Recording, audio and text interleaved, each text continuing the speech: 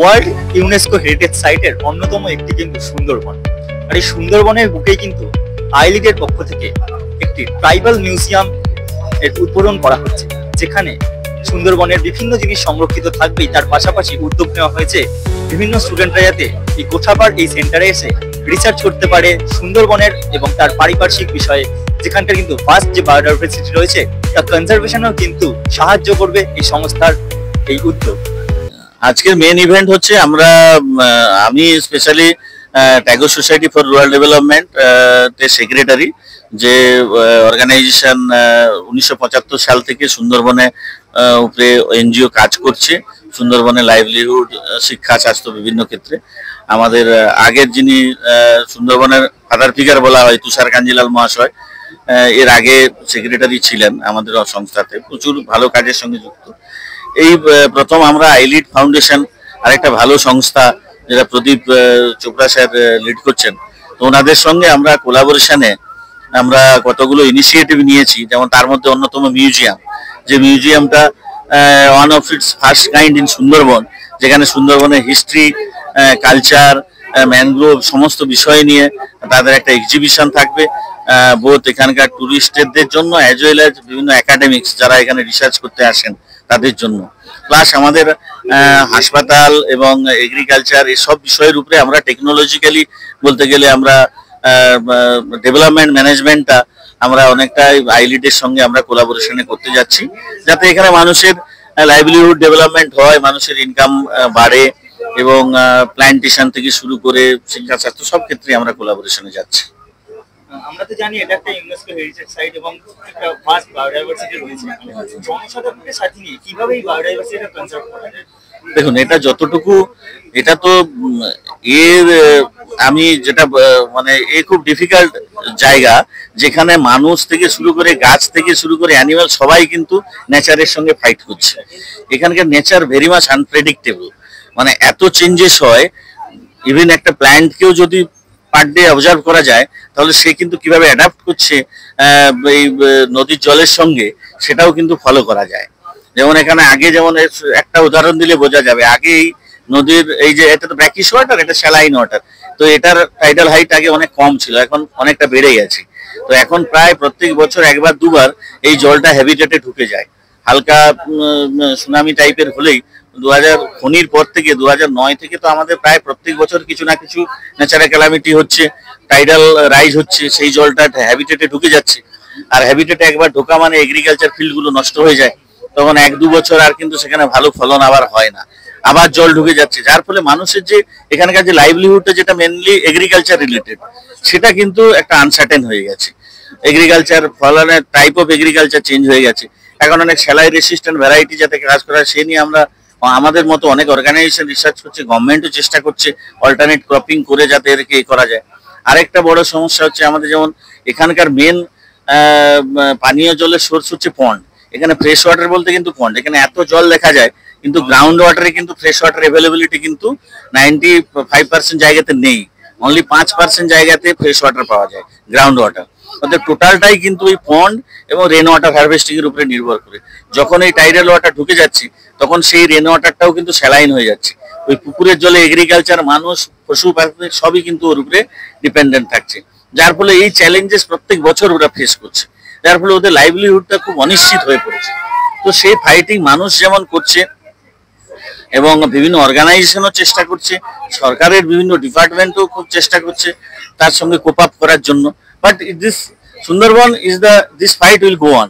এই ফাইট কিন্তু চলতে থাকবে। আবার অন্যরকম সমস্যা আসতে পারে, নদীর গতিপথ অনেক জায়গায় চেঞ্জ হয়ে যাচ্ছে, অনেক আইল্যান্ডের আয়তন কমে যাচ্ছে। এই যে ম্যানগ্রোভ প্ল্যান্টেশন, বিভিন্ন ইনিশিয়েটিভ নেওয়া হচ্ছে, কেন mangrove is the protector of the Sundarban. ম্যানগ্রোভই পারবে সুন্দরবনকে এই মানে সয়েল এরোশনের হাত থেকে বাঁচাতে। সেটা নিয়ে ইনিশিয়েটিভ হচ্ছে, আমাদের মতো অনেক অর্গানাইজেশন করছে, আমরাও বহু বছর ধরে কাজ করছি। আমাদের সাথে টাটার মতো অর্গানাইজেশন, জাপানের অনেক অর্গানাইজেশন, আমরা আইলিড ফাউন্ডেশনের সঙ্গে মিলেমিশে আরো প্ল্যান্টেশনের কাজ করছি। নদী বাঁধগুলোকে যাতে নেচার বেজ সলিউশন করে যাতে তাদের প্রোটেকশন করা যায়, এরকম বহুবিধ প্রকল্প কিন্তু সুন্দরবনে চলছে না তা নয়, চেষ্টা চলছে।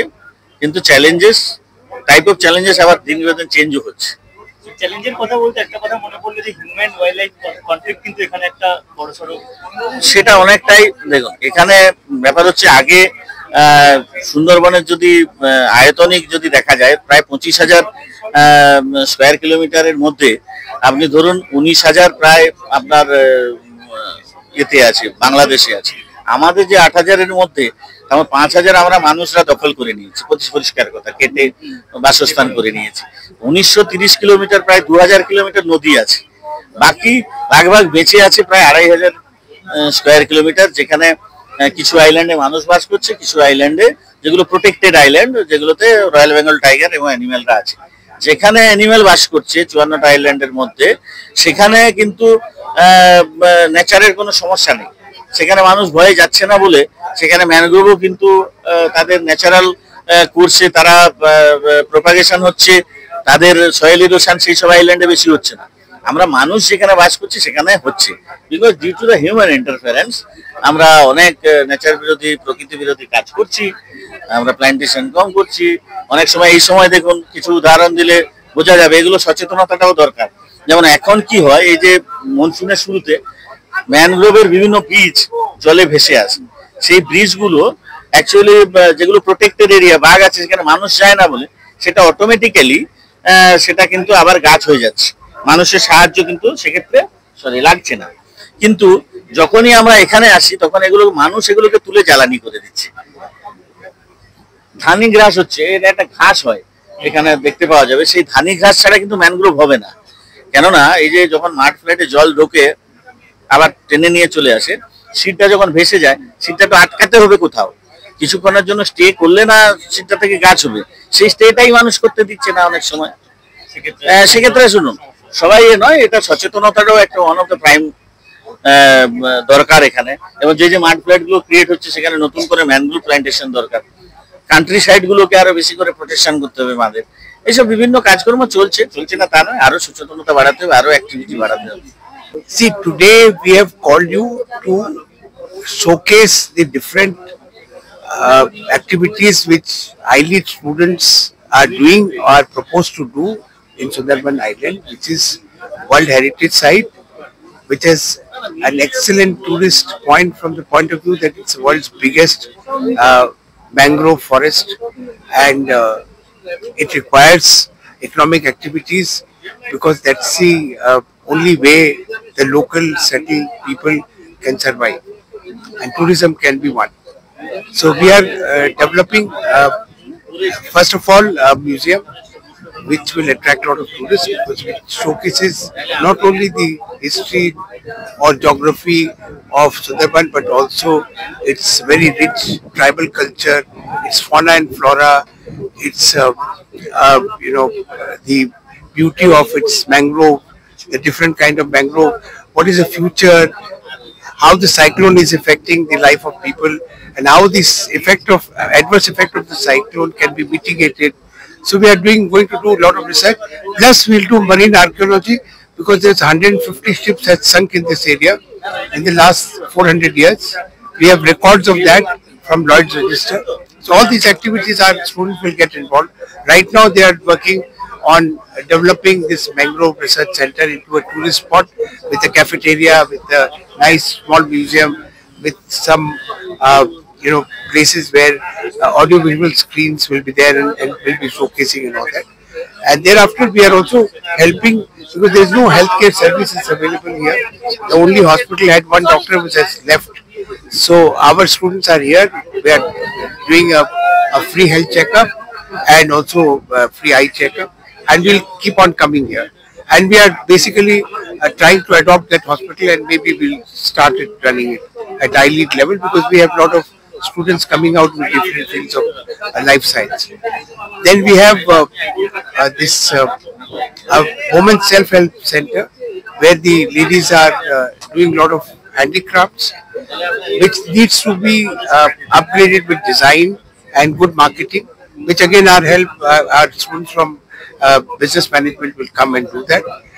And apart from that, there are a lot of vacant lands where a lot of activities can happen, and our own resort is going to help develop tourism here.